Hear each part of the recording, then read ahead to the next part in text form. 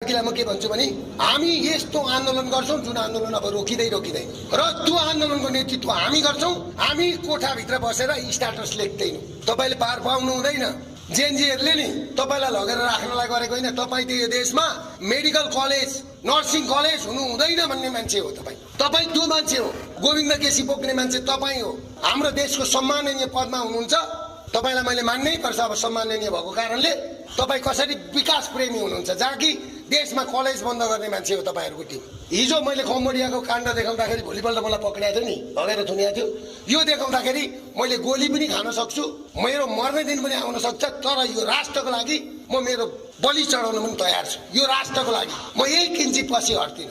मैले दुर्गा मातालाई के भनेर आएको छु भने पाथिभरालाई मातालाई यो व्यवस्था नपरिवर्तन नगरिकिन म मातालाई दर्शन गर्न जान्न भनेर फर्क आएको मान्छे हो। जहाँ हामीले धर्म सक्यौं नि भाइ, त्यहीबाट हामीलाई दशा लाग्यो। हिजो भारत